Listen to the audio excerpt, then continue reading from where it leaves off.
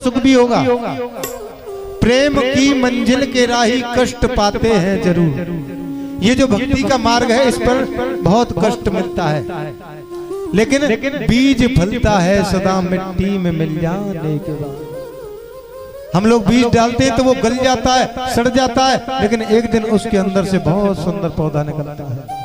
आप फूल को देख करके कहते हैं हम लोग कि फूल कितना सुंदर है, लेकिन उसकी स्थिति आप देखें, रात भर कांटों पे सोया, डाल पर आने के बाद डाल पर जब फूल आता है तो उसे कांटों पर सोना पड़ता है, इसे कोई नहीं देखता है। और देख कर काली निशा को ऐ भंवर मत हो निराश। भंवरा होता है वो जब रात आती है तो कलियां बंद होने लग जाती हैं तो भंवरा निराश हो जाता है, लेकिन बंद कलियां फिर खिलेंगी रात ढल जाने के बाद। ये जो संसार है, ये जो समय है, ये सब परिवर्तन है, ये सब परिवर्तनशील है। कोई भी स्थिति हमेशा नहीं रहती है, इसलिए जीवन में कभी परेशान नहीं होना है। करना क्या है? प्रेम कर निष्काम निर्मल नाम ले घनश्याम का, सूखी बगिया फिर खिलेगी ऋतु बदल जाने के बाद। इसलिए जीवन में जो भी परिस्थिति आए उसमें सहज खुश रहना चाहिए, क्योंकि परिस्थितियां तो बदलती रहती है। आज सुख है कल दुख भी है, कल दुख है तो परसों सुख है। आप भगवान को देखिए, भगवान ने अवतार लिया कहाँ? जेल में, जहाँ चोर डाकुओं को बंद किया जाता है। फिर पालन कहीं हुआ, मथुरा आ गए 11 वर्ष की उम्र में, वहां कंस जैसे राक्षसों को मारा, वहां जरासंध ने आग लगा दी, चले गए। एक दिन भगवान के जीवन में शांति से नहीं गुजरा, लेकिन आपने भगवान के मुख पर कभी चिंता नहीं देखी होगी। इसलिए हंसते हुए भगवान के मुखारबिंद का चिंतन करिए। ये संसार की परिस्थितियां तो परिवर्तनशील है, ये सुख दुख तो आते जाते रहते हैं। समझदार व्यक्ति वही होता है जो हर सुख दुख में संभाव में रहता है। और एक बात आपसे कहें, मैंने आपको बताया गुरु बनाना बहुत जरूरी है, लेकिन लोग कहते हैं कि हमको कोई अच्छा गुरु ही नहीं मिलता तो बनाए कहां से। कहते हैं गुरु बनाओ जान के और पानी पियो छान के, ऐसा कहा गया। तो एक छोटी सी कथा आपको बताते हैं। एक गांव में एक सेठ जी और सेठानी रहते थे, बड़े बूढ़े थे न ज्यादा। उनके जो बच्चे थे वो विदेश में रहते थे, अकेले दोनों मियां बीवी रहते थे। तो एक दिन सेठानी कहने लगी, क्यों जी गांव में तो इतना सुंदर मेला लग रहा है, गांव में मेले लगते हैं, तो क्यों ना हम मेला देखने के लिए चले, क्या पता अगली साल जीवित रहेंगे या नहीं रहेंगे। बोले बात तो तुम ठीक करिए, चलो मेला देखने चलते हैं। और आज सेठ जी और सेठानी दोनों हाथ पकड़ करके मेला देखने के लिए चल दिए। दोनों ने हाथ पकड़ा हुआ है, सेठ जी ने सेठानी ने हाथ पकड़ के मेला देखने जा रहे हैं। और मेले में तो भीड़ होती है, भीड़ में क्या हुआ, हाथ छूट गया। सेठानी किधर चले गई और सेठ जी किधर चले गए। और तो सेठ जी बड़े परेशान। तो आगे राम मंदिर था, तो राम मंदिर के पुजारी ने देखा सेठ जी बड़े परेशान है, क्या बात है। बोले क्या बताऊं पंडित जी, तुम्हारी माता जी कहीं खो गई इस मेले की भीड़ में। बोले कोई बात नहीं, माता जी तो मिल जाएंगी। बोले कैसे? बोले सवामन देसी घी के लड्डुओं का भोग बनवाओ और भगवान के चरणों में लगा दो, तो माता जी मिल जाएंगी। अब सेठ जी ने सोचा कि कोई महंगा सौदा तो नहीं है, बुढ़ापे में रोटी बनाने से तो अच्छा ही है कि सवामन देसी घी के लड्डू का भोग लगवाए। तो सेठ जी ने बहुत सुंदर देसी घी के लड्डू बनवाए। एक नौकर को पकड़ लिया, उसके सिर पर परात रख दी और उस भोग को लेकर के आ रहे हैं। और मार्ग में जब आ रहे थे तो मार्ग में पड़ता है हनुमान जी का मंदिर। हनुमान जी के मंदिर पर पुजारी बैठे थे, उन्होंने देखा कहीं से देसी घी के लड्डुओं की खुशबू आ रही है। सामने से सेठ जी आ रहे हैं लड्डू लेकर। बोले सेठ जी आप ये देसी घी के लड्डुओं को लेकर कहां जा रहे हो। बोले क्या बताऊं पंडित जी, तुम्हारी माता जी इस भीड़ में कहीं खो गई। तो वो जो राम मंदिर के पुजारी है ना, उन्होंने कहा देसी घी के लड्डुओं का भोग लगवाओगे तो माता जी मिल जाएंगी। तो पंडित जी हंसने लगे, लो कर लो बात। अरे जिनकी खुद की पत्नी खो गई, अपनी पत्नी को तो ढूंढ कर ला नहीं पाए। जिनकी खुद की पत्नी खो गई, वो अपनी पत्नी को ढूंढ कर नहीं ला पाए। उनकी पत्नी को कौन ढूंढ कर लाया? मेरे हनुमान जी महाराज। तुम्हारी पत्नी को क्या खाक ढूंढ करके लाएंगे? अगर तुम्हें बहुत अच्छा लगे तो भोग यहीं लगा दो, माता जी मिल जाएंगी। और सेठ जी बोले बात तो सही है, सो भोग वहीं लगा दो। और भोग लगा करके जैसे परिक्रमा करने लगे, सो परिक्रमा में माता जी मिल गए। तो आपको कोई अच्छा गुरु नहीं मिलता तो हनुमान जी को गुरु बनाए, क्योंकि चारों युग प्रताप तुम्हारा। कलयुग में दो की पूजा सबसे ज्यादा है, एक हनुमान जी की और दूसरी देवी मैया। आपको कोई अच्छा गुरु नहीं मिलता है तो हनुमान जी को गुरु बनाइए। लेकिन गुरु बनाना जीवन में नितांत आवश्यक है, क्योंकि गुरु बिन भवन तरह न कोई, जो बिरंच शंकर सम होई। अब ध्रुव जी चल दिए, गुरु कोई नहीं है। लेकिन अगर हमारा संकल्प श्रेष्ठ है, हमारा संकल्प अच्छा है, तो भगवान भी हमारी मदद करते हैं। इधर से ध्रुव जी आज जा रहे हैं और सामने से नारद जी आ रहे हैं। नारद जी ने देखा और इधर ध्रुव जी ने नारद जी को देखा, तो ध्रुव जी नारद जी के चरणों में साष्टांग लेट गए। नारद जी ने सोचा पहली सीढ़ी तो मजबूत है, अभिवादनशील है, अभिवादन कर रहा है बड़ों। बोले बेटा क्या नाम है और किसके पुत्र हो? बोले हमारा नाम ध्रुव है और हम राजा उत्तानपाद के पुत्र हैं। बोले कहाँ जा रहे हो? बोले भगवान को प्रसन्न करने के लिए तपस्या करने जा रहे हैं वन में। नारद जी मुस्कुराने लगे, बोले वन में भगवान? अरे पागल, वन में बड़े बड़े शेर रहते हैं, 2 मिनट में नाश्ता कर जाएंगे, लौट जाओ। तो ध्रुव जी ने कितना सुंदर जवाब दिया नारद जी को। ध्रुव जी कहते हैं कि मेरी माँ कहती है कि शेर में भी परमात्मा का वास है और मुझ में भी परमात्मा का वास है। नारद जी ने सोचा कि विश्वास इसका पक्का है। अच्छा ये बताओ, घर में कितनी बार भोजन करते थे? बोले कभी 3 बार, कभी 4 बार, कभी 5 बार, तो कभी 6 बार भी खा लेते थे। बोले यहाँ पर भूख लगेगी तो? यहाँ तो खाने की कोई व्यवस्था ही नहीं। बोले मेरी माँ कहती है कि जब दांत नहीं तब दूध दिया, कि जब दांत नहीं तब दूध दिया, अब दांत दिए कछु और देगा। मेरी माँ कहती है कि जब दूध की व्यवस्था की, जब दांत नहीं थे तब परमात्मा ने, और आज दांत दिए हैं तो उसकी व्यवस्था भी परमात्मा करेगा आज। लेकिन ध्रुव कहता है कि आप कौन हैं? आप अपना परिचय दीजिए, आप कौन हैं? बोले मेरा नाम है नारद। ध्रुव कहते हैं कि आप नारद नहीं हो सकते, क्योंकि नारद का तो नाम ही शास्त्रों में क्या है? नारदो देव दर्शना। नारद का तो नाम ही देव दर्शन है। एक बार जिसने नारद जी का दर्शन कर लिया, आप एक भी उदाहरण ऐसा नहीं बता सकते कि उसने भगवान का दर्शन नहीं किया हो। जिसने नारद जी का दर्शन कर लिया, उसे भगवान का दर्शन कन्फर्म हो जाता है। और हम अपने ब्रजमंडल में तो नारद जी के बारे में बड़ी सुंदर बात कही गई है। अपने ब्रजमंडल में नारद जी के बारे में क्या कहा है पता है? ना रद्द, जिसकी बात भगवान भी रद्द नहीं कर सकते उसे नारद कहते हैं। बोले आप नारद नहीं हो सकते। दौड़ करके नारद जी ने ध्रुव को अपने गले से लगा लिया और नारद जी कहते हैं बेटा ध्रुव, जैसे शिष्य चाहता है कि उसे अच्छा गुरु मिले, ऐसे भी गुरु चाहता है कि उसे कोई सुपात्र शिष्य मिले। मैं तुम्हारी परीक्षा ले रहा था और तुम मेरी परीक्षा में उत्तीर्ण हो गए। बेटा जाओ। ध्रुव के कान में गुरु मंत्र दे दिया। ध्रुव से कहते हैं नारद जी कि देखो ध्रुव, ये जो मैंने मंत्र दिया है इसका जाकर के भजन करो। मेरा विश्वास है कि तुम्हें परमात्मा का दर्शन होगा। और उस नारद जी को मंत्र को लेकर के ध्रुव जी आ गए मधुवन में। यमुना स्नान किया, आचमन किया और वट वृक्ष के नीचे खड़े होकर के उस अद्भुत मंत्र का जाप ध्रुव जी कर रहे हैं। तो 2 मिनट सभी हमारे साथ उस मंत्र का जाप करेंगे, जिस मंत्र का जाप ध्रुव जी कर रहे हैं। ओम नमो भगवते वासुदेवाय। ओम नमो गाइए। भगवते वासुदेवा। बोलो ओम नमो भगवते वासुदेवा। गाइए। भगवते वासुदेवा। वासुदेवाय मेरो कृष्ण चंद्रा। वासुदेवाय गाइए भाव के साथ। चंद्रा।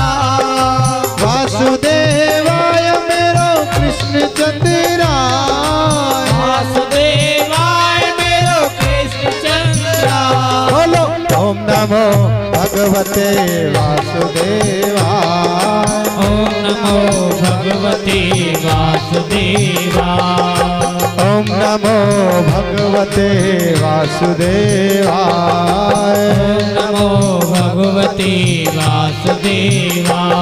ओ वासुदेवाय मेरो कृष्ण चंद्रा। वासुदेवाय मेरो कृष्ण चंद्रा। वासुदेवाय मेरो कृष्ण चंद्रा।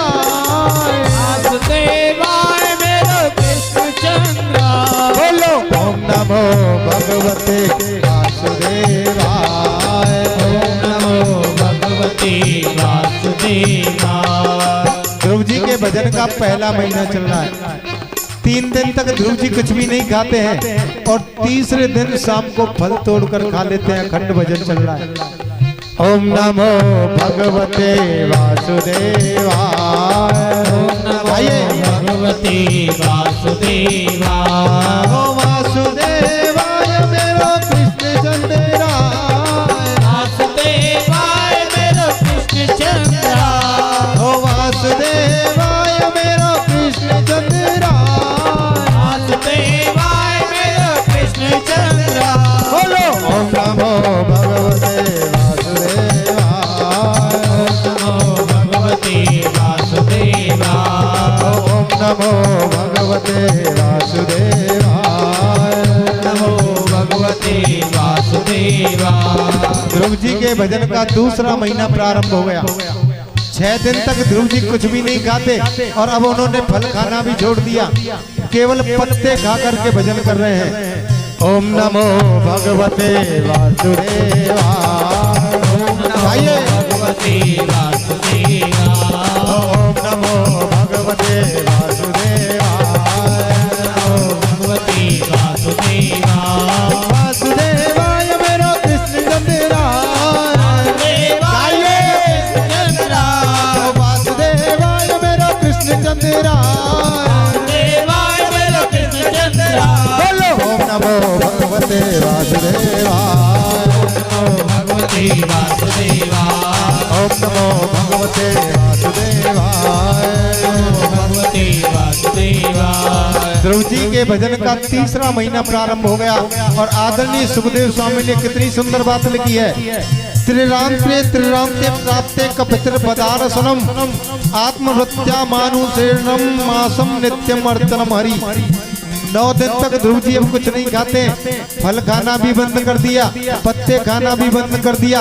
केवल जल पी करके उस मंत्र का जाप कर रहे हैं। ओम नमो भगवते वासुदेवाय। गाइए। वासुदेवा। ओम नमो भगवते वासुदेवाय। भगवते वासुदेवा। ओ वासुदेवाय मेरो कृष्ण चंद्रा। वासुदेवाय मेरो कृष्ण चंद्रा। ओ वासुदेवाय मेरो कृष्ण चंद्रा। वासुदेवाय मेरो कृष्ण चंद्रा। बोलो ओम नमो भगवते वासुदेवाय। भगवते वासुदेवा। ओम नमो भगवते वासुदेवाय। भगवते वासुदेवा। अब ध्रुव जी के भजन का चौथा महीना प्रारंभ हो गया। जल पीना भी बंद कर दिया और 12 दिन तक न जल पीते, न भोजन करते, न पत्ते खाते, न फल खाते। अब क्या किया उन्होंने? अपनी वायु को अपने अंदर ही, श्वास वायु को अपने अंदर रोक लिया। 4 महीने हो गए। सांस को जैसे ही अपने अंदर रोका, अरे ओम नमो भगवते वासुदेवाय। भगवते वासुदेवा। ओम नमो भगवते वासुदेवाय। भगवते वासुदेवा। वासुदेवाय मेरा कृष्ण चंद्रा। वासुदेवाय मेरो कृष्ण चंद्रा। वासुदेवाय मेरा कृष्ण चंद्रा वासुदेवाय मेरा कृष्ण चंद्रा बोलो ओम नमो भगवते वासुदेवाय भगवते वासुदेवाय ओम नमो भगवते वासुदेवाय नमो भगवते वासुदेवाय ओम नमो भगवते वासुदेवाय नमो भगवते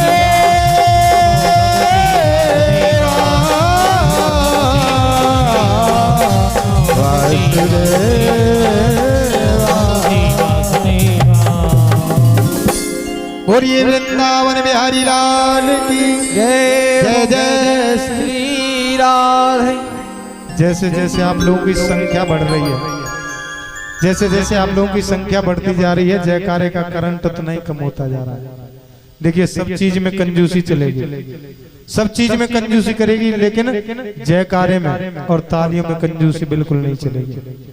एक बार बड़े प्रेम के साथ, भाव के साथ, आज कोई व्रत तो नहीं है, आज व्रत है कोई नहीं है ना, तो फिर काय की कंजूसी, खा पी के आए जोड़ते जयकारा लगा दे।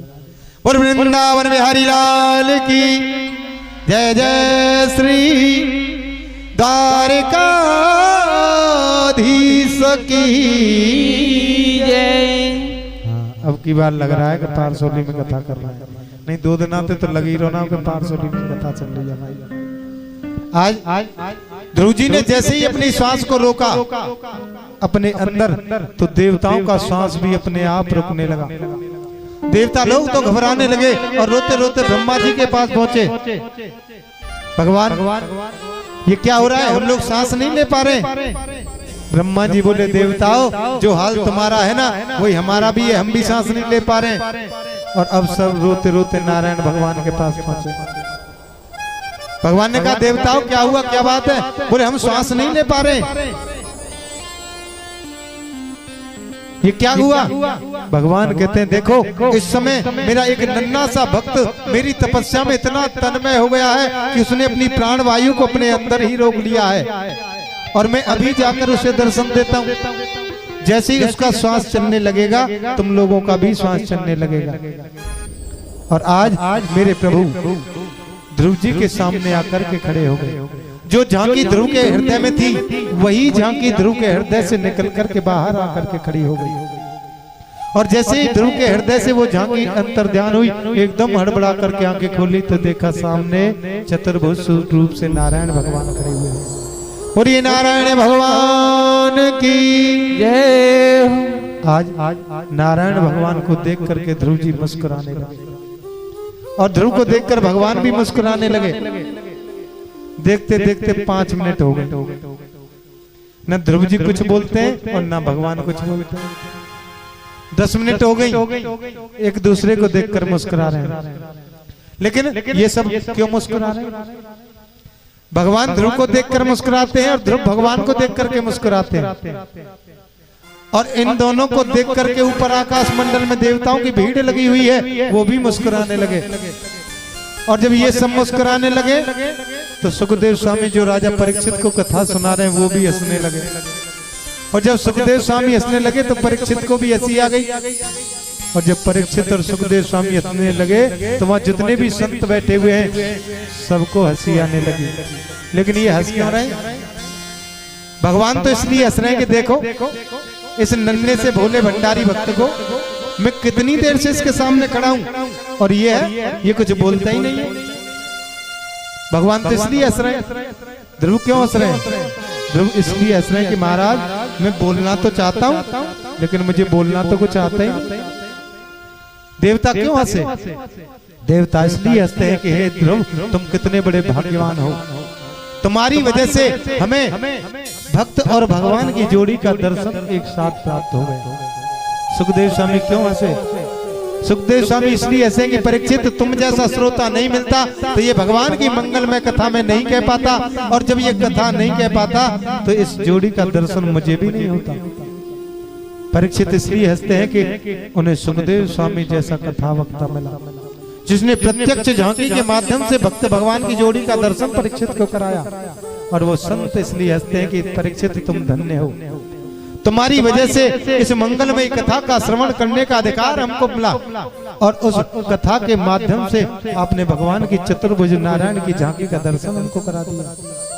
लेकिन देखते देखते 5 मिनट हो गए, 10 मिनट हो गए, 20 मिनट हो गए, एक दूसरे से कोई बोलता नहीं। आजकल की तरह कलयुगी भक्त होता तो मांगने की लिस्ट पेश कर देता। भगवान मुस्कुरा रहे हैं कि देखो मैं इसके सामने कितनी देर से खड़ा हूं और ये है कि कुछ बोलता ही नहीं। आजकल हम जैसा भक्त होता ना तो मैं इतनी लंबी लिस्ट बता देता भगवान को मांगने की। कलयुगी भक्त हम कैसे भक्त है पता है? हम लोगों की भक्ति कैसी है बताएं? हम लोग कथा में जाएंगे तो पिलपिला अमरूद लेकर के जाएंगे भगवान को चढ़ाएंगे और उसके बदले क्या मांगेंगे पता है? छोरा की नौकरी, बहू को बेटा है जाए, ऐसी ऐसी चीज। 5 रुपए के पिलपिले अमरूद। और आरती होगी ना, आरती मैंने देखा है बहुत जगह। माताएं आती हैं जूते चप्पलों को अपने गद्दे के नीचे ही रख देती हैं। ये हमारी भक्ति है। और जूते चप्पलों को वहां नहीं रख पाएंगी तो ऐसी जगह उतारेंगे कि जहां से भगवान का दर्शन हो जाए और जूते चप्पलों को दर्शन हो जाए, दोनों का दर्शन होता रहे। ऐसी जगह जूते चप्पल उतारते हैं। और फिर आरती होती है कौन सी? मात पिता तुम मेरे, नजर कहां पे? जूते चप्पलों पर। और आरती कौन सी गा रहे हैं? मात पिता तुम मेरे, शरण गहूं मैं किसकी। आप विचार करें, मात पिता तुम मेरे, शरण गहूं मैं किसकी। ये हमारी भक्ति है। और मैं आपको बताया जब तक भक्ति में निष्कामता नहीं आएगी तब तक गोविंद हमको कभी प्राप्त नहीं हो सकते। आप कितना भी यज्ञ करिए, कितना भी पूजा पाठ करिए, कितना भी अनुष्ठान कर लीजिए, जब तक भक्ति में निष्काम भाव नहीं आएगा, निस्वार्थ भाव नहीं आएगा, जब तक भक्ति में प्रेम नहीं आएगा तब तक गोविंद की प्राप्ति हमको नहीं हो सकती। क्यों? बिना प्रेम रीझत नहीं नटवर नंद किशोर। इसलिए जीवन में प्रेम को बढ़ाएगा।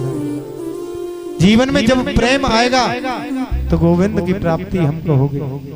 लेकिन हम लोग ऐसा नहीं करते हैं, यही सबसे बड़ी समस्या है। आज अब भगवान ने देखा कि मैं कितनी देर से इसके सामने खड़ा हुआ हूं, तो भगवान ने क्या किया? अपना दिव्य शंख ध्रुव जी के गाल से लगा दिया और समस्त वेद वेदांत का ज्ञान ध्रुव के हृदय में आकर के समावेश हो गया। कोई आश्चर्य नहीं है कि मूकं करोति वाचालं पंगुं लंघयते यत्कृपातः वन्दे परमानंद माधव। भगवान कृपा करें तो कोई आश्चर्य की बात नहीं है। भगवान कृपा करते हैं तो गूंगा व्यक्ति भी सुर में गाने लगता है। भगवान कृपा करते हैं तो पंगुम लंघयते गिरिम, लंगड़ा व्यक्ति भी पर्वत को पार कर सकता है। और ध्रुव जी के जैसे गाल से जैसे इस शंख को लगाया तो समस्त वेद वेदांत का ज्ञान ध्रुव के हृदय में समा गया। ध्रुव जी कहते हैं कोई आश्चर्य नहीं है प्रभु, ये जो जीव है इसकी वाणी सोई हुई है कि सतम विवक्ष मंदितम।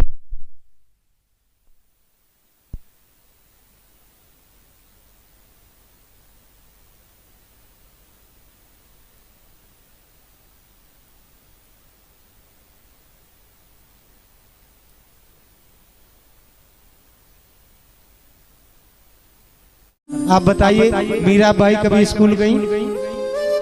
मीराबाई कभी स्कूल नहीं गई, लेकिन उनकी एक एक लाइन पर पीएचडी करने के लिए लोग विदेशों से भारत में आते हैं। ये किसकी कृपा है? भगवान की कृपा। सूरदास जी कभी कॉलेज नहीं गए, लेकिन उनकी एक एक लाइन पर लोग पढ़ने के लिए भारत में आते हैं। ये किसकी कृपा है? भगवान की कृपा। परमात्मा कृपा करें तो कोई आश्चर्य की बात नहीं है।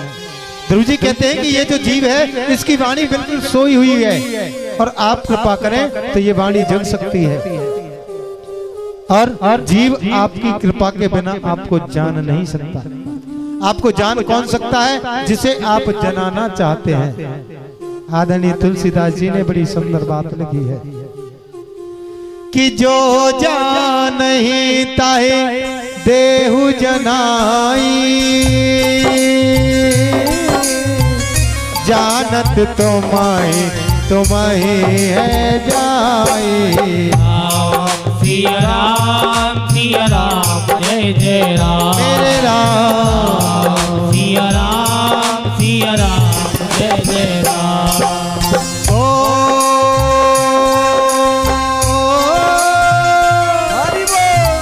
ओ मादार जे सुत की नाई सबही नचावत राम गोसाई। सिया राम जय जय राम मेरे राम सिया राम जय जय राम। जो जानता है देहु जनाई जानत तुम्हें है जाई। आप जिसको जनाना चाहते वही आपको जान सकता है और जो आपको जान लेता है वो आपका ही हो जाता है। जब गोपियों को भगवान कृष्ण छोड़ करके चले गए, आगे कथा आएगी, तो गोपियों की परिस्थिति कैसी हुई कि लाली मेरे लाल की, कि लाली मेरे लाल की और जित देखूं तित लाल। लालन देखन में गई मैं हूँ है गई लाल। कि लालन देखन में गई मैं हूँ है गई लाल। परमात्मा को जो जान लेता है वो परमात्मा मैं हो जाता है। और परमात्मा को कौन जान सकता है? ध्रुव जी कहते हैं जो जानता है देहु जनाई, जिसे तुम जनाना चाहते हो वही तुमको जान सकता है। आज भगवान कहते हैं मांगो ध्रुव क्या चाहिए? बोले अब कुछ नहीं चाहिए, आपका दर्शन मिल गया, आपके चरणों में मेरा प्रेम ऐसे ही बना रहे और कुछ मुझे नहीं चाहिए। भगवान ने देखा भक्ति मांग रहा है, लेकिन इसका वन में आने का मूल उद्देश्य क्या था? उस राजगद्दी पर बैठने का। मैंने आपको बताया भगवान अंदर से मन को देखते हैं। भगवान ये नहीं देखते कि हम ऊपर से क्या कह रहे हैं क्या कर रहे हैं, भगवान तो हृदय को देखते हैं। और ध्रुव जी के मन में क्या था कि मुझे उस राजगद्दी पर जाकर के बैठना है। बोले ध्रुव तुमको भक्ति तो मिल गई, लेकिन जाओ जाकर के अपना प्रशासन संभालो। और आज ध्रुव लौट करके आने लगे और ध्रुव ने सबसे पहले माता सुरुचि के चरणों में जाकर के प्रणाम किया। माता सुरुचि आरती की थाली लेकर खड़ी हुई है। जिस माता सुरुचि ने ध्रुव को हाथ पकड़ के छिटक दिया था, आज वही माता आरती की थाली लेकर खड़ी है। क्यों? कि जा पर कृपा राम की होई, ता पर प्रीत करत सब कोई। सिया राम जय जय राम तेरे राम सिया राम जय जय राम। ओ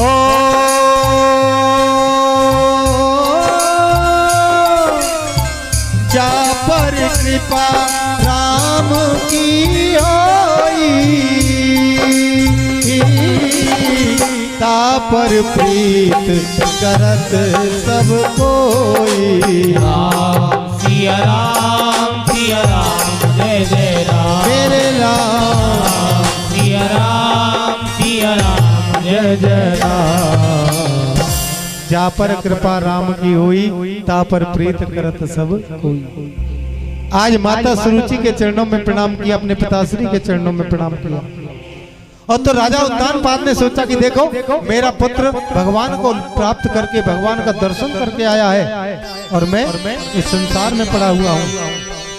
ध्रुव जी को राजगद्दी पर बैठा दिया, भजन करने के लिए चले गए। लेकिन ध्रुव के छोटे भाई हैं उत्तम कुमार, बड़े उद्दंड हैं। एक दिन उत्तम कुमार ने क्या किया? यक्षों के बगीचे में जाकर के तोड़ फोड़ प्रारंभ कर दी। बहुत ध्यान से सुनो। और यक्षों के साथ युद्ध किया तो यक्षों ने उत्तम कुमार को मार डाला। और ध्रुव जी को जब अपने भाई की मृत्यु का समाचार मिला तो ध्रुव जी बहुत बड़ी सेना लेकर के यक्षों को मारने के लिए दौड़े। ध्रुव जी को बहुत क्रोध आया। लेकिन यहाँ एक प्रश्न आता है। प्रश्न क्या है? कि कि जिसने भगवान का दर्शन कर लिया हो क्या उसे क्रोध आ सकता है? बताइए। जिसने भगवान का दर्शन कर लिया हो क्या उसे क्रोध आ सकता है?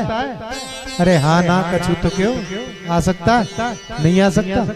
लेकिन यहाँ ध्रुव को तो आ रहा है। ध्रुव जी भगवान का दर्शन करके आए, लेकिन यक्षों को मारने के लिए बहुत बड़ी सेना लेकर के जा रहे हैं। क्रोध आ सकता है? क्यों? भगवान के दर्शन का अपना अलग महत्व है। भगवान का दर्शन तो किया ध्रुव ने, लेकिन सत्संग नहीं किया। और बिन सत्संग विवेक न होई,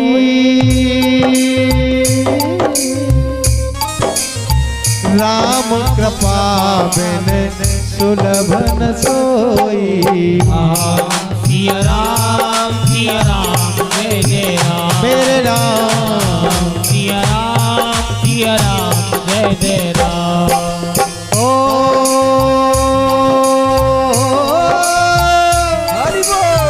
बिन सत्संग विवेक न होई, राम कृपा मेरे सुलभ न सोई। सिया राम जय जय राम, मेरे राम सिया राम जय जय राम। ध्रुव जी ने भगवान का दर्शन तो किया, लेकिन सत्संग नहीं किया। और बिना सत्संग विवेक न होई, बिना सत्संग के विवेक नहीं आ सकता है।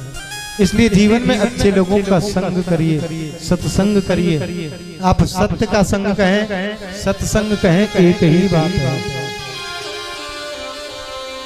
आज ध्रुव जी लौट करके आए, स्वयंभू मनु पधारे और ध्रुव को समझाने लगे, बेटा ये जो तुम कार्य कर रहे हो ना, यक्षों को मारने के लिए चले आए सेना लेकर, ये ठीक कार्य नहीं है। अरे ध्रुव तुम तो संत हो, तुम संत हो, और तुम जैसे संत को ये कार्य शोभा नहीं देता है। संत कैसा होना चाहिए? संत हृदय नवनीत समाना। संत का जो हृदय है वो मक्खन के समान कोमल होता है। संत किसे कहते हैं? लाल कपड़े पहनने वाले को संत नहीं कहते, पीले कपड़े पहनने वाले को संत नहीं कहते, बड़ी बड़ी जटाएं रखाने से कोई संत नहीं होता है। संत होता है विचारों से। जिसके विचार शुद्ध हैं वही संत है, चाहे वो पैंट शर्ट पहनता है, चाहे वो कुर्ता पायजामा पहनता है, चाहे वो कुछ भी पहनता है। संत होता है विचारों से। स्वयंभू मनु कहते हैं, ध्रुव तुम तो परम संत हो, और तुम जैसे परम संत को क्रोध करना शोभा नहीं देता। और आज लौट करके चले गए स्वयंभू मनु। ध्रुव जी ने बहुत समय तक इस पृथ्वी पर प्रशासन किया, और जब उनकी मृत्यु आई तो उन्हें लेने के लिए विमान आया, और मृत्यु देवी के सिर पर पैर रख करके ध्रुव जी विमान में बैठ करके साकेत धाम को चले गए। मृत्यु देवी बेचारी टुकुर टुकुर देखती रह गई। आप इस शरीर को सेठ जी बोले, पंडित जी बोले, चौधरी साहब बोले, कुछ भी बोले,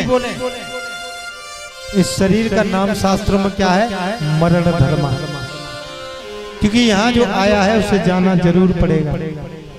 कि आया है सो जाएगा, कि आया है सो जाएगा, और राजा रंग फकीर कोई सिंहासन चढ़ चला, कोई बंधा गया जंजीर, कोई सिंहासन चढ़ चला, कोई बंधा गया जंजीर। जो आया है उसे जरूर जाना पड़ेगा, ये कन्फर्म बात है। एक व्यक्ति मर जाता है तो गांव के लोग कहते हैं बहुत अच्छा हुआ मर गया, चैन से नहीं रहने देता था। और एक व्यक्ति मर जाता है तो गांव में चूल्हे भी नहीं सुलगते हैं। ये अच्छा और बुरा दोनों ही साथ जाते हैं, और कुछ भी साथ में जाता नहीं है। कि जो कुछ भी परिलक्षित होता है ना हमें, ये सब जागृत स्वप्न है। जब तक आंख खुल नहीं है ये सब ड्रामा हमको दिखाई दे रहा है, और आंखें बंद ड्रामा खत्म। इसलिए जीवन में वो कार्य करिए, जब हमें इस संसार को छोड़ करके जाएं तो लोग कहें कि भाई बहुत बुरा हुआ, बड़ा अच्छा आदमी था। ये अच्छा और बुरा दो ही चीज साथ में जाती है, और कुछ भी जाता नहीं है साथ। इसलिए प्राय ये प्रयत्न करिए, जीवन में प्रेम को बढ़ाइए, क्योंकि बिना प्रेम रिझत नहीं नटवर नंद किशोर। जीवन में प्रेम अगर आपके में है तो आपको भटकने की जरूरत नहीं है, और जीवन में प्रेम नहीं तो परमात्मा आपको नहीं मिल सकते, आपके सगे संबंधी भी आपका साथ नहीं देंगे। जीवन में अगर आपको कुछ प्राप्त करना है तो जीवन में प्रेम को बढ़ाना पड़ेगा। तो एक बार बड़े भाव के साथ चलना है, मीठी मीठी तालियों के साथ। और ज्योति से ज्योति जलाते चलो, प्रेम की गंगा बहाते चलो, प्रेम की गंगा बहाते चलो। हाँ ज्योति से ज्योति जलाते चलो, ज्योति से ज्योति जलाते चलो, प्रेम की गंगा बहाते चलो, प्रेम की गंगा बहाते चलो। और राह में आए जो दीन दुखी, राह में आए जो दीन दुखी, राह में आए जो दीन दुखी, राह में आए जो दीन दुखी, सबको गले से लगाते चलो, सबको गले से लगाते चलो। और एक बात आपको बताएं, जो भगवान के कीर्तन में ताली बजाते हैं ना, उनके भाग्य की रेखाएं बदल जाती हैं, और थोड़े बहुत कष्ट होते हैं वो उठ करके चले जाते हैं। कहाँ चले जाते हैं? जो लोग ताली नए बजावे बिल के ऊपर जाके बैठ जाए। जिनको अपने कष्ट दूर करने वो तो ताली बजाएंगे, और जिनको अपने ऊपर बिठाने वो बिल्कुल नहीं बजाएंगे। एक और बात, जो भगवान के कीर्तन में नाचते हैं उन्हें 84 लाख योनियों में नाचना नहीं पड़ता, और जो बेटे की शादी में ऐसे करके डीजे पे नाचते हैं, कैसे ऐसे, उनको तो पुनरपि जननम पुनरपि मरणम पुनरपि जननी जठरे शयनम, बार बार आवागमन का चक्कर लगा रहता है। अरे प्रेम की गंगा बहाते चलो, प्रेम की गंगा बहाते चलो, और राह में आए जो दीन दुखी, राह में आए जो दीन दुखी, सबको गले से लगाते चलो, गले से लगाते चलो। हाय प्रेम की गंगा बहाते चलो, प्रेम की गंगा बहाते चलो। बांके बिहारी लाल की जय हो।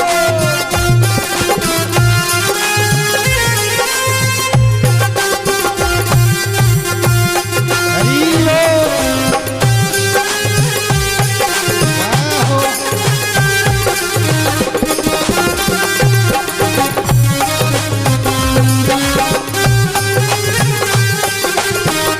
हरि हरि।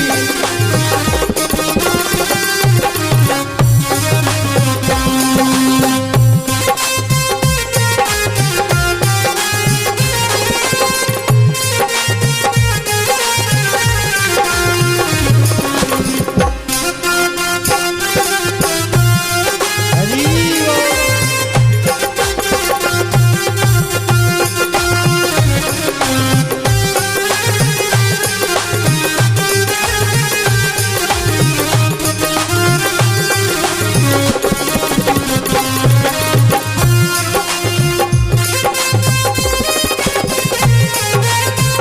दोनों हाथ उठा करके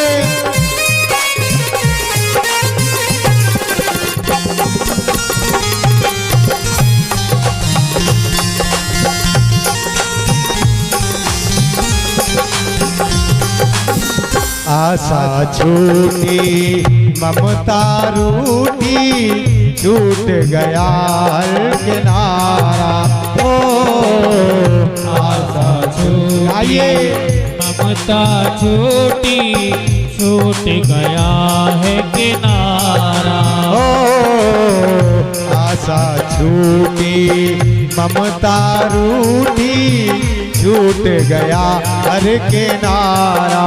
ओ आशा टूटी आइए ममता टूटी छूट गया है किनारा। हाँ बंद करो मत द्वार दया का, दे दो कुछ तो सहारा। बंद करो मत द्वार दया का, दे दो कुछ तो सहारा। हाँ बिगड़ों की बिगड़ी बना के चलो, बिगड़ों की बिगड़ी बनाते चलो, प्रेम की गंगा बहाते चलो, प्रेम की गंगा बहाते चलो।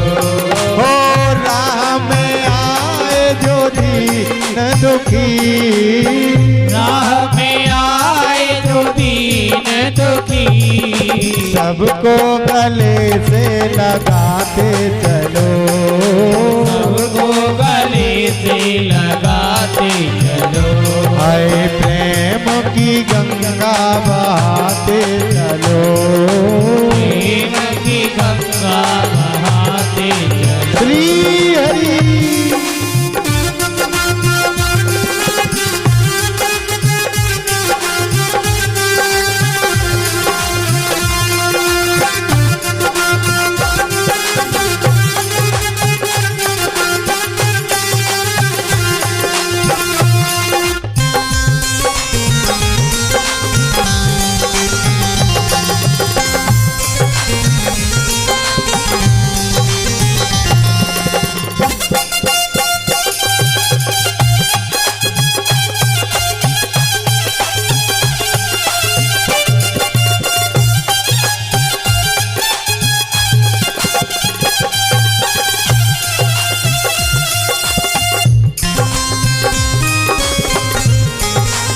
हरि बोल।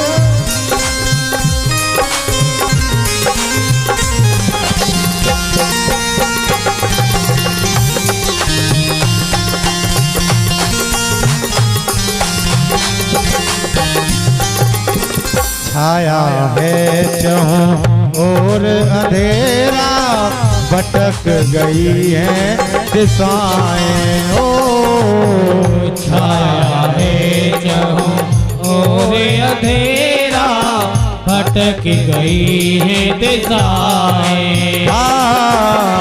छाया है चहों और अंधेरा, भटक गई है दिशाएं।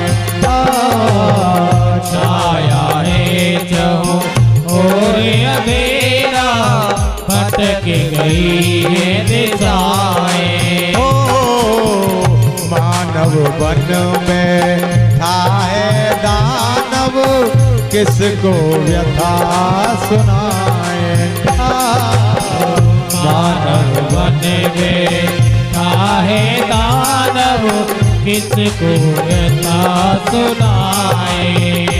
हाल दिलों का सुनाते चलो, हाल दिलों का सुनाते चलो, प्रेम की गंगा बहाते चलो, प्रेम की गंगा बहाते चलो। हो राह में आए जो दीन दुखी, राह में आए जो दीन दुखी, राह में आए जो दीन दुखी, राह में आए जो दीन दुखी, सबको गले से लगाते चलो, गले से लगाते चलो। हाय प्रेम की गंगा बहाते चलो, प्रेम की गंगा बहाते चलो, ओ प्रेम की गंगा बहाते चलो, प्रेम की गंगा बहाते चलो, ओ प्रेम की गंगा बहाते चलो, प्रेम की गंगा बहाते बहाते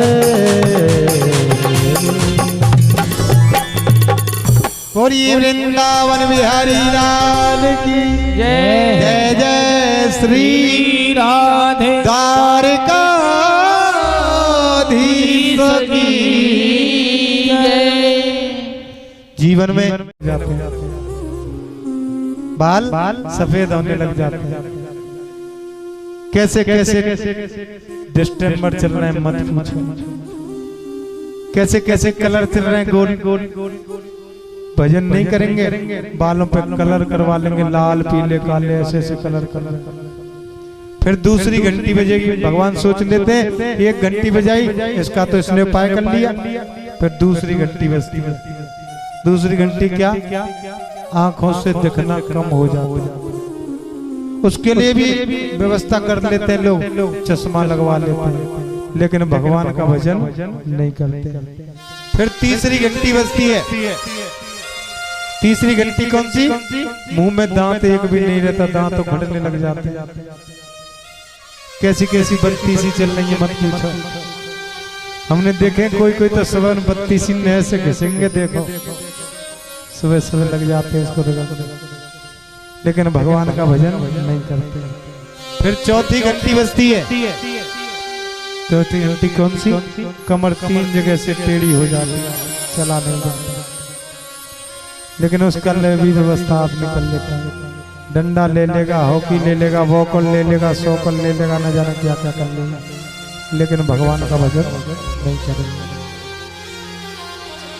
भगवान बार बार घंटी बजाता है हमको सचेत करता है कि बेटा अब तेरा समय भजन करने का आ गया है अब तू भजन कर।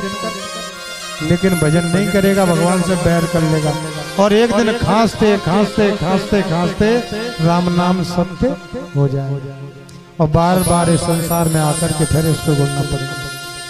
आदरणीय सुखदेव स्वामी से परीक्षित कहते हैं गुरुजी आपने जब प्रसंग मुझे उपदेश किया उसमें आपने प्रियव्रत और उत्तानपाद का वंश मुझे सुनाया।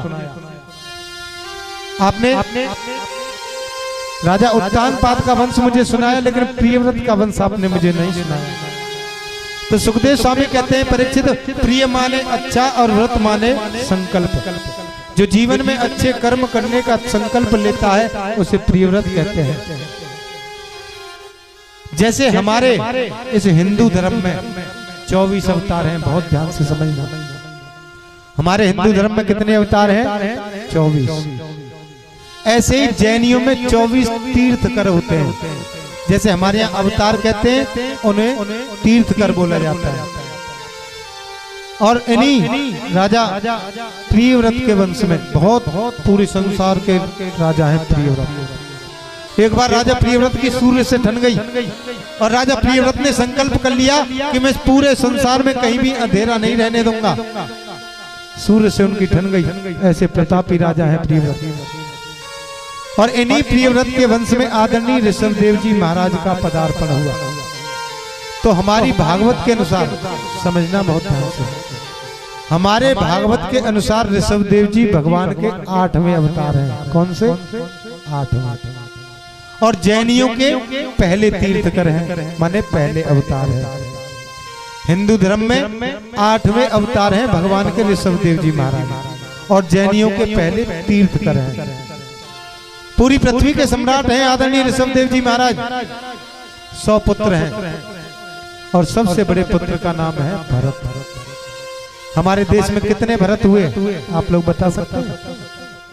हमारे देश में 3 भरत हुए। एक रामायण वाले भरत जी, एक जड़ भरत जी जिनकी कथा आप अभी सुनेंगे और एक शकुंतला नंदन भरत। 3 भरत हुए। और ऐसे 3 भरतों के नाम पर हमारे देश का नाम क्या पड़ा भारत या हिंदुस्तान। लेकिन बाहरी शक्तियों ने हमारे देश पर आक्रमण किया तो उन्होंने हमारे सब शहरों के नाम परिवर्तित कर दिए। अपने पास जो हरिगढ़ है इसका नाम क्या रख दिया अलीगढ़। बाहरी शक्तियों ने जब हमारे देश पर आक्रमण किया तो हमारे जगहों के नाम परिवर्तित कर दिए और भारत का नाम क्या रख दिया है आजकल इंडिया। क्या है इंडिया। हम कितने भाव से कहते हैं गर्व से कहते हैं इंडिया। लेकिन इंडिया का व्याकरण से अर्थ क्या होता है इस पवित्र मंच से मैं आपको नहीं बता सकता। इंडिया का अगर व्याकरण से हम अर्थ करें तो इस पवित्र मंच से तो मैं आपको नहीं बता सकता कि क्या होता है, लेकिन आप इतना समझ लीजिए, इंडिया ना तो स्त्रीलिंग है और ना ही पुल्लिंग है। इंडिया क्या है? नपुंसकलिंग है। और हम लोग कितने गर्व से कहते हैं इंडिया। क्यों? क्योंकि हम पश्चिमी सभ्यता को अपने जीवन में उतारने का प्रयास कर रहे हैं, इसलिए हम अपनी संस्कृति सभ्यता को भूलते जा रहे हैं। और आज अपने पुत्रों को महाराज ऋषभदेव ने अपने पास में बुलाया। सबसे बड़े पुत्र का नाम है भरत। 100 पुत्र सामने खड़े हुए हैं। तो ऋषभदेव जी ने पूछा, हे पुत्रों, मैं तुमसे एक प्रश्न करना चाहता हूँ, मुझे बताओ कि ये मनुष्य का जीवन हमें क्यों मिला? बड़ा सीधा सा प्रश्न कर दिया। पुत्र कहने लगे, सुबह जगते हैं, बाल भोग लेते हैं, स्नान आदि करते हैं, फिर पढ़ने जाते हैं, फिर वहां से आकर के भोजन करते हैं, फिर खेलते हैं, फिर रात को भोजन करते हैं, फिर सो जाते हैं। आदरणीय ऋषभदेव जी महाराज कहते हैं, पुत्रों, ये शरीर हमें इसलिए नहीं मिला। ये शरीर क्यों मिला?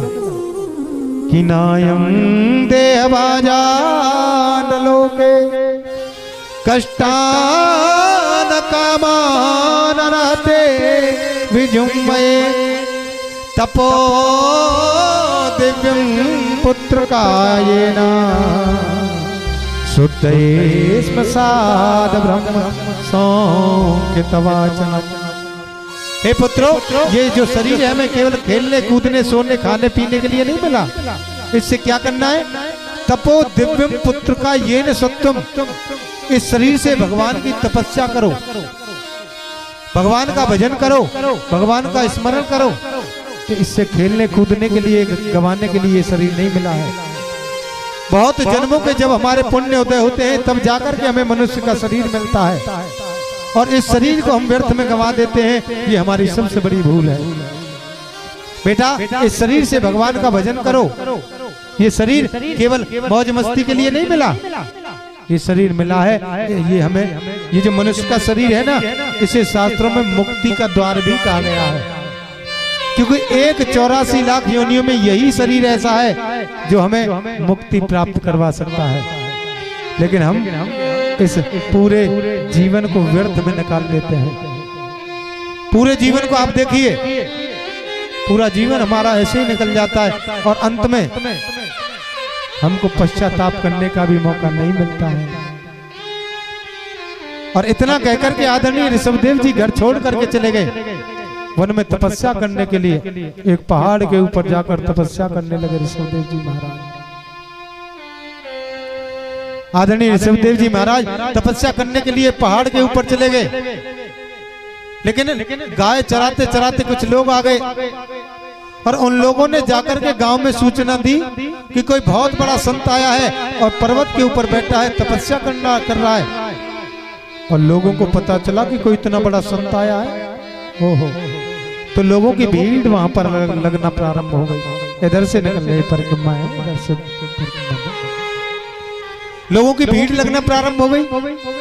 ऋषभदेव जी महाराज ने सोचा कि देखो, जिस काम को छोड़ करके आया था वही मुझे यहाँ पर आकर के लग गया। और सबसे ज्यादा भीड़ कौन की होती है? हमारी माताओं की। सबसे ज्यादा भीड़ किसकी होती है? मैयाओं को न पता चल जाए कि कोई भभूति देवे वारो आएगो, फिर देखो भीड़ देखने लायक होती है।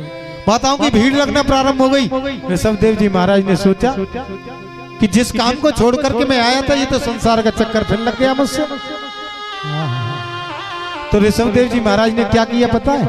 नहाना धोना बंद कर दिया। पड़े रहते, न नहाते न धोते, न खाते न पीते, पत्ते मिल जाते पत्ते खा लेते, जो कुछ मिल जाता उसे खा लेते। और 250 ग्राम का पत्थर उठाया और अपने मुंह पर रख लिया। 250 ग्राम का पत्थर उठा करके अपने मुंह पर रख लिया। अब मुंह पर पत्थर रख लिया तो बोलचाल बंद हो गई। तो धीरे धीरे जो लोगों की भीड़ थी वो कम होने लग गई। लोगों ने सोचा बड़ा सरभंगी महात्मा है, न नहाता है न धोता है, ऐसे ही पड़ा रहता है। लोगों की भीड़ बिल्कुल कम समाप्त हो गई। क्यों? क्योंकि लोगों को क्या चाहिए? चमत्कार चाहिए। लोगों को भक्ति नहीं चाहिए, लोगों को क्या चाहिए? चमत्कार। और लोगों ने देखा ये तो सरभंगी महात्मा है, न नहाता न धोता, इसके पास क्या तो भीड़ थी वो बिल्कुल समाप्त हो गई। ऋषभदेव जी महाराज बोले भला हो इस 250 ग्राम के पत्थर का, इसने तो पूरे संसार का झंझट ही समाप्त कर दिया। और बहुत समय तक उन्होंने इस पृथ्वी पर भजन किया भगवान का, और अंत में भगवान के धाम की उन्होंने प्राप्ति की। लेकिन उधर भरत ने सोचा देखो मेरे पिताश्री कितने पुण्यात्मा थे, उन्होंने भगवान का भजन किया, भगवान को प्राप्त किया, और एक मैं हूँ यहाँ पड़ा हुआ हूँ। तो भरत भी अपने पुत्र सुमति को राजगद्दी पर बिठा करके भगवान का भजन करने के लिए चले गए। और कहाँ गए? सीधे चले गए दामोदर कुंड, गंडकी नदी में। एक बात आपसे कहें, आपने देखे वो छोटे छोटे सालग्राम जी होते हैं जिनकी पूजा करते हैं, सालग्राम जी। अगर आपको ओरिजिनल सालग्राम चाहिए तो आप दामोदर कुंड जाइए, वहां पर असली सालग्राम मिलते हैं। अपने साथ तुलसी का पौधा लेकर जाएं आप, और तुलसी के पौधे को दामोदर कुंड में ऐसे डाल दीजिए, नीचे से सालग्राम जी आएंगे और आकर के आपकी तुलसी से चिपक जाएंगे। वहां पर असली सालग्राम मिलते हैं। आजकल तो नेपाल में पड़ता है, पहले तो भारत में ही पड़ता था। आजकल दामोदर कुंड कहाँ पड़ता है? नेपाल में। और वहां उसी दामोदर कुंड से गंडकी नदी का प्रादुर्भाव होता है, और उस नदी का जल इतना ठंडा है कि उसमें बर्फ जमी रहती है। भरत जी गए और गंडकी नदी में कंठ भर जल में खड़े होकर के भगवान का भजन करते हैं। धीरे धीरे भजन करने लगे, मालाएं करने लगे। और एक दिन भरत जी उस नदी में जल में खड़े होकर के भजन कर रहे थे, तो भरत जी ने बड़ा विचित्र दृश्य देखा। एक हिरणी दौड़ती हुई आ रही है, और उसके पीछे से एक शेर दौड़ता हुआ आ रहा है, और हिरणी गर्भवती है। कुछ तो शेर का भय, कुछ प्रसव की पीड़ा, और हिरणी ने शेर के डर के मारे उस ठंडे पानी की नदी में ही छलांग लगा दी। और बीच नदी में उन्होंने एक सुंदर बच्चे को, हिरण के बच्चे को जन्म दिया। लेकिन भरत जी देख रहे हैं, भरत जी ने देखा कि ये बच्चा तो बड़ा कोमल है, हिरणी तो मर गई, बच्चे को जन्म देकर के हिरणी मर गई। और भरत जी ने देखा ये बच्चा बड़ा कोमल है, अगर इसे मैंने नहीं बचाया तो ये तो मर जाएगा। और मैंने आपको बताया संत कौन? संत हृदय नवनीत समाना।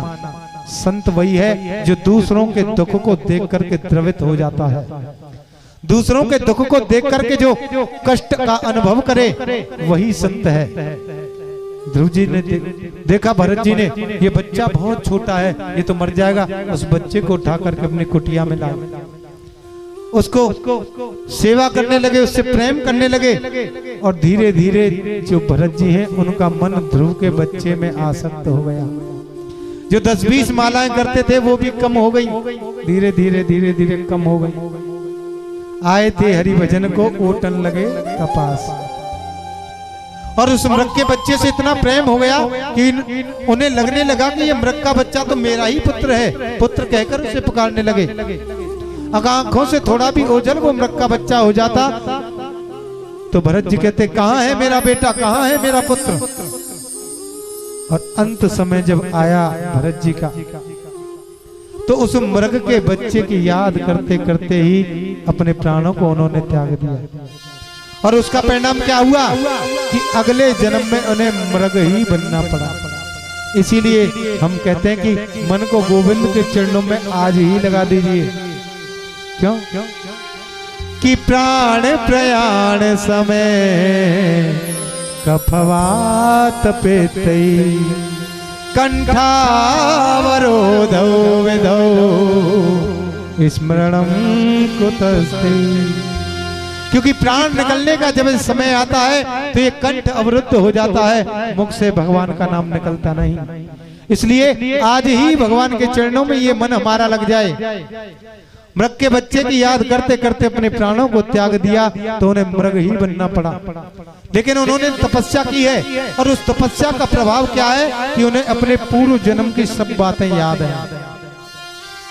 मृग बनकर पड़े हुए हैं और मन में विचार करने लगे कि मुझ पर परमात्मा ने कितनी बड़ी कृपा की थी कि मुझे मनुष्य का शरीर दिया था, उससे मैं भगवान का भजन करता, लेकिन मैंने मृग के बच्चे में अपना मन लगा दिया तो मुझे मृग ही बनना पड़ा।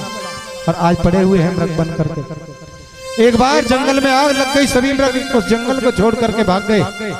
लेकिन जो जड़ भरत रूपी जो भरत रूपी मृग है वो वहीं पर पड़े रहे और अपने शरीर को जला करके समाप्त कर दिया। अगली बार भगवान की फिर कृपा उनके ऊपर हुई और फिर से उन्हें मनुष्य का शरीर मिला, लेकिन पूर्व जन्मों की सब बातें याद हैं। एक ब्राह्मण के यहाँ पर उनका जन्म हुआ और इस जन्म में उनका नाम फिर से भरत रखा गया।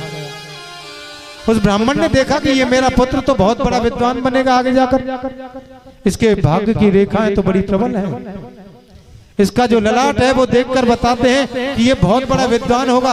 और धीरे धीरे भरत जी बड़े होने लगे। 4-5 वर्ष के हो गए तो पिताजी ने क्या किया, गायत्री मंत्र दे दिया, बेटा ये गायत्री मंत्र याद करके सुनाओ।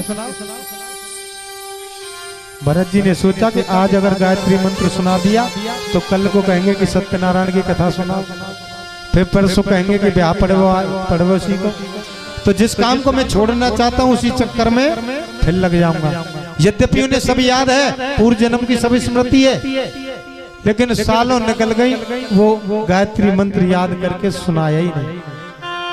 पंडित जी सोचने लगे कि मेरी ज्योतिष आज तक कभी फेल नहीं हुई, लेकिन ये तो कुछ बोलता ही नहीं, ये तो बिल्कुल जड़ है। इसलिए उनका नाम क्या रखा गया, जड़ भरत। धीरे धीरे बड़े हो रहे हैं, न किसी से बोलते हैं न कुछ काम करते हैं। एक बार खेत पर भेज दिया, घर वालों ने जबरदस्ती की जाओ खेत पर रखवाली करने के लिए।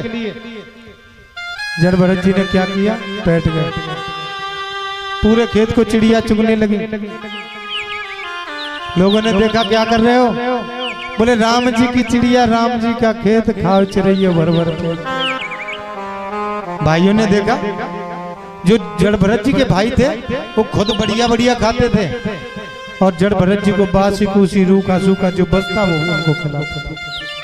लेकिन फिर भी वो सब भाई कमजोर हैं, दुर्बल हैं और जड़ भरत जी मोटे ताजे। घर से निकाल दिया कि इसको निकालो, ये किसी काम का नहीं है। घर से बाहर निकाल दिया जड़ भरत जी को, इतने मोटे ताजी हैं कि चाह गई चिंता नसी, कि चाह गई चिंता नसी और मनवा बेपरवाह, जिसको कछु न चाहिए और सोई सहनसार। चाह गई चिंता नसी मनवा बेपरवाह, जिसको कछु न चाहिए सोई सहनसाह। इसलिए जीवन का परम लक्ष्य बताओ, परमात्मा का चिंतन हमको करना है, यही जीवन का परम लाभ है। तो एक बार बड़े भाव के साथ गोविंद के दरबार में चलना है, मीठी मीठी तालियों के साथ नाचते हुए। कहते हैं जो कीर्तन में नाचते हैं ना उन्हें फिर 84 लाख योनियों में नाचना नहीं पड़ता है। और ताली बजावे से तो बहुत प्रभाव हुआ, मैंने यहाँ पे बताई दी। ऐसे नहीं बैठना है ना, ऐसे नहीं बैठते, इसे दरिद्रासन कहते हैं। जो इस आसन पर बैठता है ना उसके जीवन में दरिद्रता आ जाती है। इसलिए आप सभी प्रकार से बैठे, लेकिन इस भाव से नहीं बैठना है। और इस सारी दुनिया है दीवानी राधा रानी आपकी, सारी दुनिया है दीवानी राधा रानी आपकी। हाँ, सारी दुनिया है दीवानी राधा रानी आपकी, सारी दुनिया है दीवानी राधा रानी आपकी।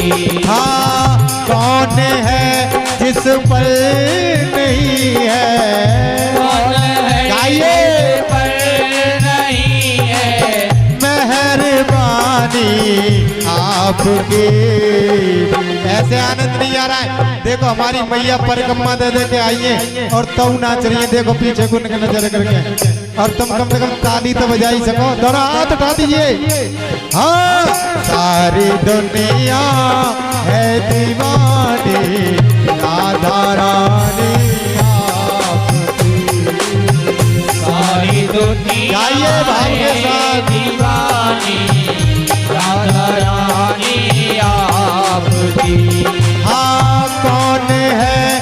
जिस पर नहीं है, कौन है गाइए। जिस पर नहीं है, मेहरबानी आपकी सारी दुनिया है दीवानी, राधा रानी आपकी सारी दुनिया गाइए भाई के है साथ। दीवानी, राधा रानी जय हो।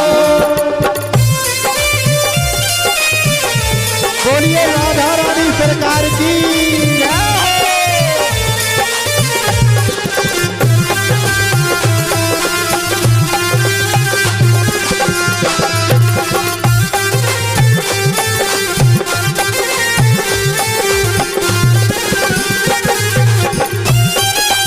हरि बोल।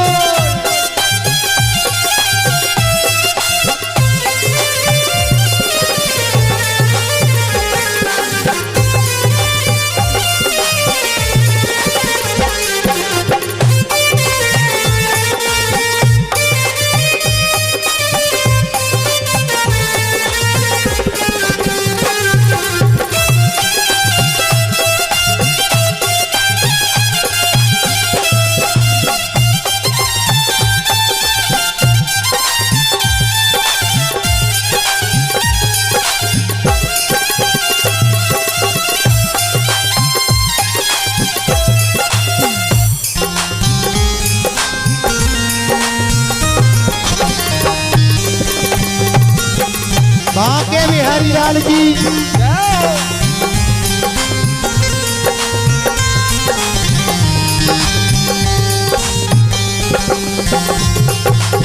सारा जहां है एक चमन और इस चमन के फूल हम।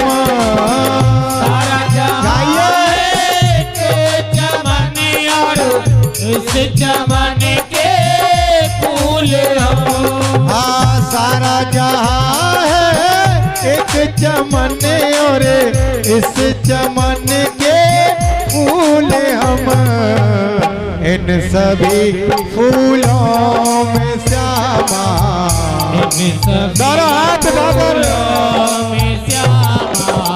हम निशानी आपकी सारी दुनिया है दीवानी, राधा रानी आपकी।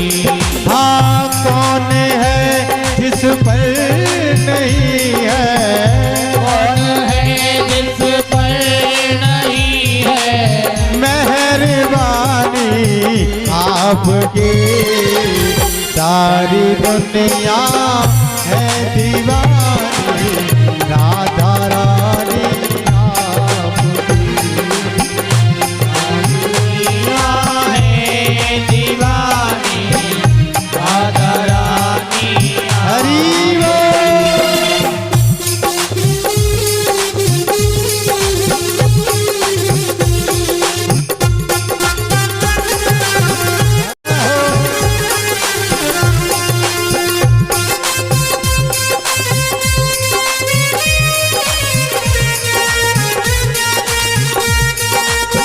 बांके बिहारी लाल की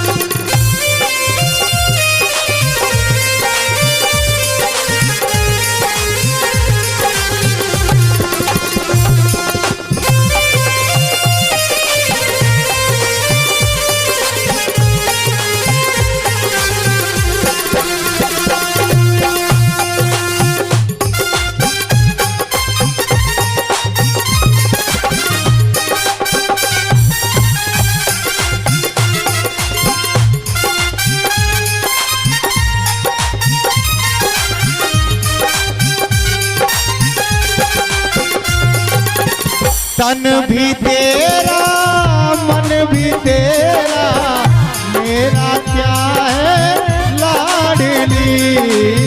तन भी तेरा मन भी तेरा, मेरा क्या है लाडली। तन भी तेरा मन भी तेरा, मेरा क्या है लाडली, तेरा तुझको सौंपती हूँ, तेरा तुझको सौंपती हूँ, ये निशानी आपकी, सारी दुनिया हरि बोल। हमारी, राधा रानी आपकी। हाँ कौन है जिस पर नहीं है, कौन है जिस पर नहीं है मेहरबानी आपकी, सारी दुनिया है दीवानी, राधा रानी आपकी, सारी दुनिया है दीवानी, हरि बोल। राधा रानी आपकी। जय हो।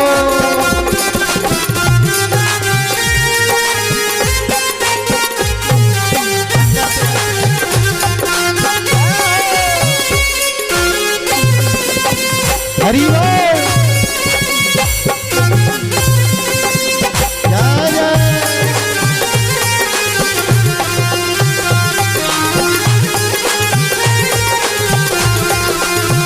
जय हो।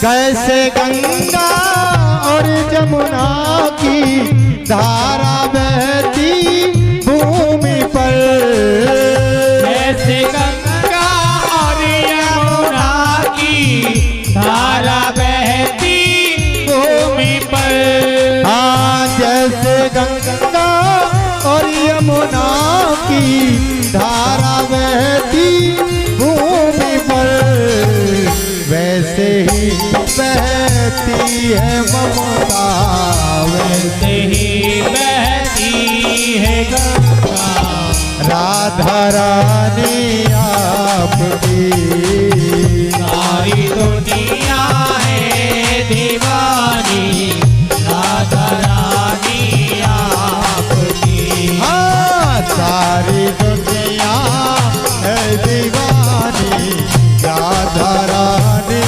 आपकी, सारी दुनिया है दीवानी, राधा रानी आपकी। हरि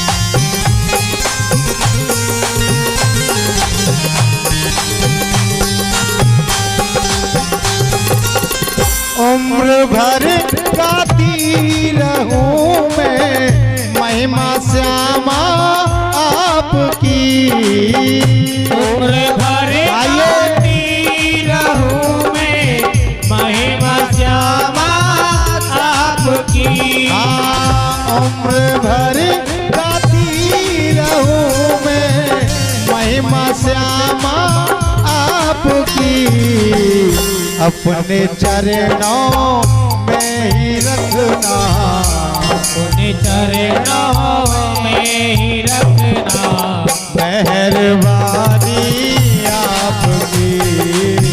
सारी दुनिया है दीवानी, राधा रानी आपकी। हाँ सारी दुनिया है दीवानी, राधा रानी आपकी। सारी दुनिया है दीवानी, राधा रानी आपकी। हाँ कौन है जिस पर नहीं है, कौन है जिस पर नहीं है, मेहरबानी आपकी। दराज डाकर सारी दुनिया है दीवानी, राधा रानी आपकी। सारी दुनिया है आइए राधा रानी आपकी। हाँ सारी दुनिया है दीवानी, राधा रानी।